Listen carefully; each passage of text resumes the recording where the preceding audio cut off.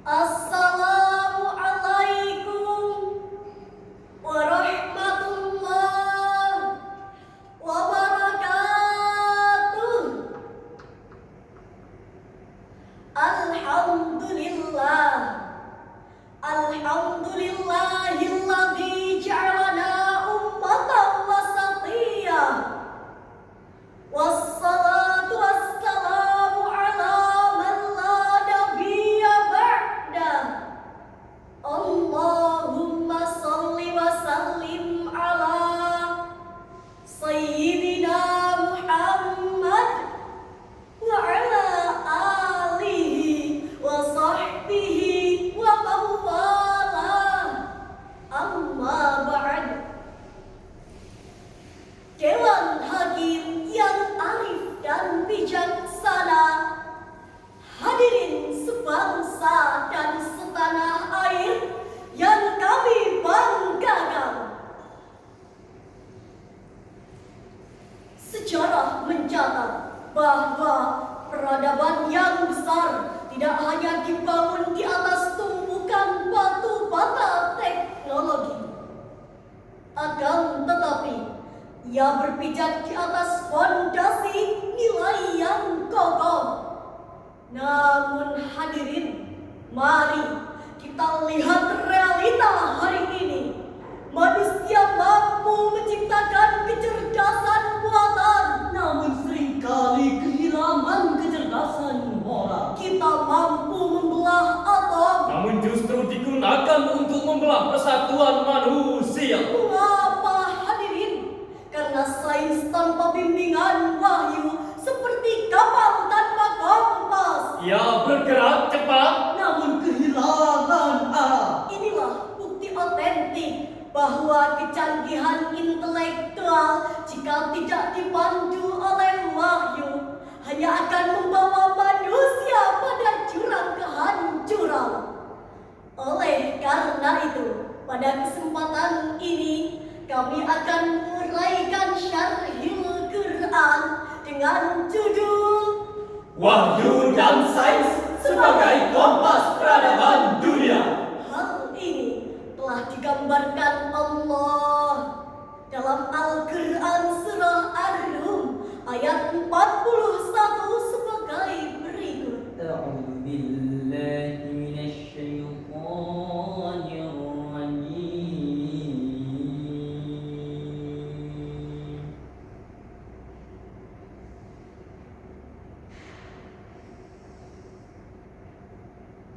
Bismillahirrahmanirrahim.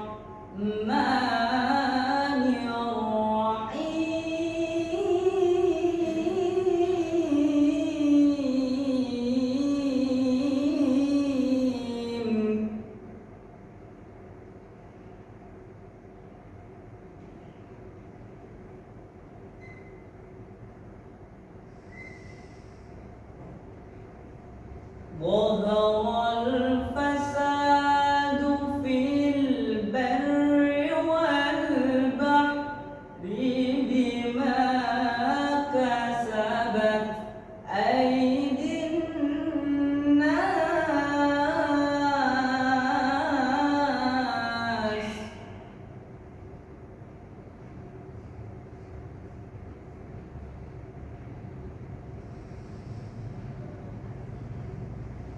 بما كسبت أيدي الناس ليذيقهم بعض الذي عملوا لعلهم يرجعون.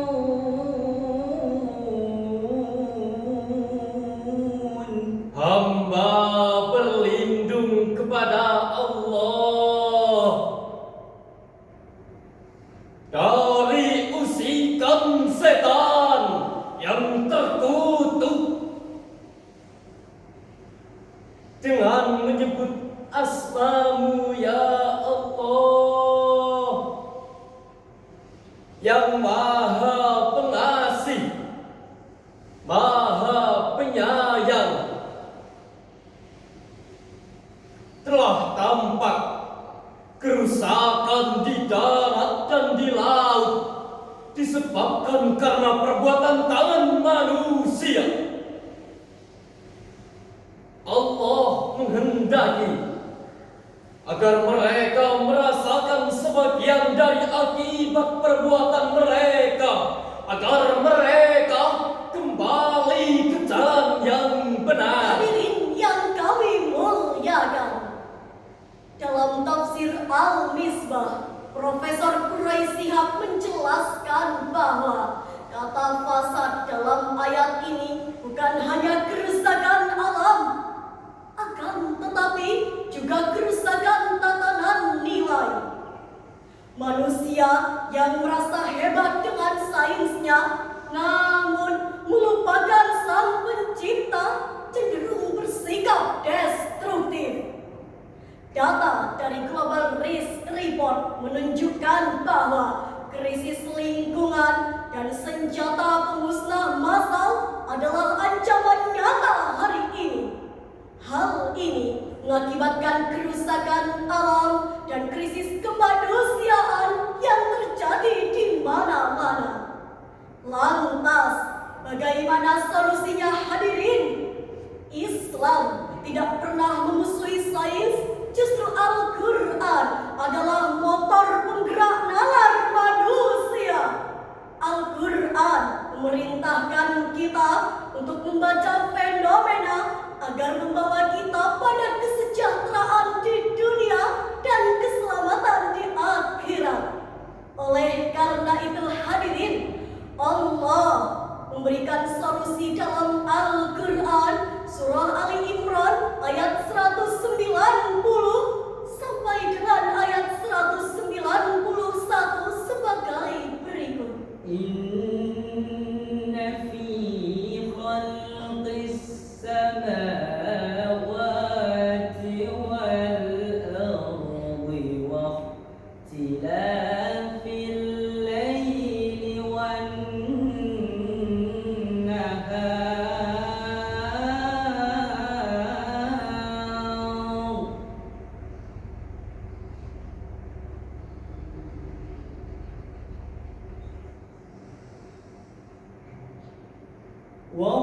واختلاف الليل والنهار لآيات لأولي الألباب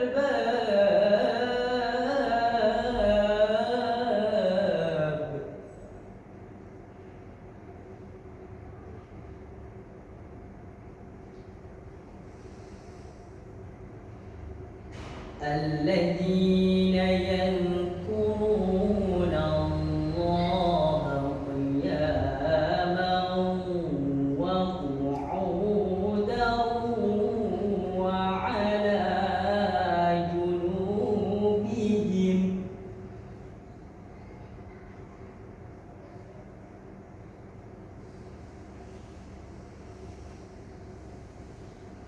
وقعودا وعلى جنوبهم ويتفكرون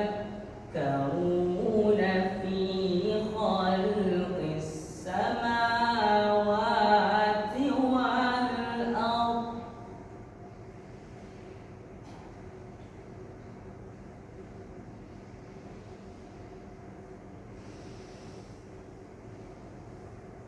ربنا ما خلقت هذا باطلا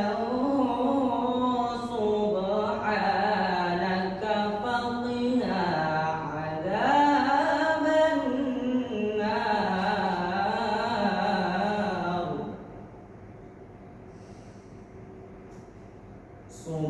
سبحانك فقنا عذاب النار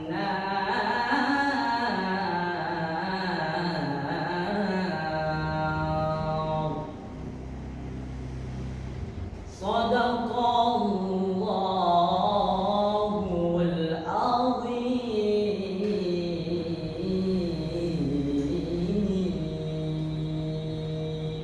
Sesungguhnya dalam penciptaan langit dan bumi dan pergantian malam dan siang terdapat tanda-tanda bagi orang yang berakal,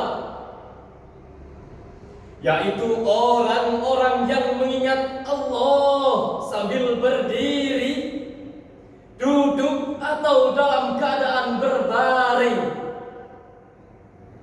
Dan mereka memikirkan tentang penciptaan langit dan bumi, seraya berkata, "Ya Tuhan kami, tidaklah Engkau menciptakan semua ini sia-sia. Maha suci Engkau, lindungilah kami dari azab neraka. Maha benar Allah dengan segala firman-Nya, dan Dialah yang Maha Agung." Hadirin yang kami banggakan, menurut tafsir cara lain, istilah ulul albab merujuk pada mereka yang memiliki akal murni yang digunakan untuk memahami rahasia ciptaan Allah. Inilah profil ilmuwan muslim sejati. Tangan mereka memegang teleskop dan mikroskop, Namun hati mereka tak terpaut pada tasbih. Sains yang lahir dari rahim iman akan menghasilkan teknologi yang maslahat, seperti Ibnu Sina di bidang kedokteran dan Al-Kharizmi di bidang matematika. Ilmu di sini bersifat luas. mencakup ilmu agama, Dan ilmu sains yang bermanfaat. Hadirin, dari uraian tersebut dapat kita tarik kesimpulan di antaranya. Yang pertama, peradaban yang pincang adalah peradaban yang memisahkan sains dari wahyu. Kedua, Al-Quran hadir bukan sebagai penghambat sains, melainkan sebagai kompas agar sains tetap berada di jalur kemanusiaan. ketiga, generasi masa depan dunia haruslah generasi yang berintelektual namun tetap berhati spiritual. Mari kita jadikan Al-Quran sebagai navigator intelektual kita demi membangun masa depan dunia yang lebih harmonis. Burung dara, burung cendrawasih, Terbang jauh hingga ke Papua. cukup sekian dan terima kasih. Semoga bermanfaat bagi kita semua.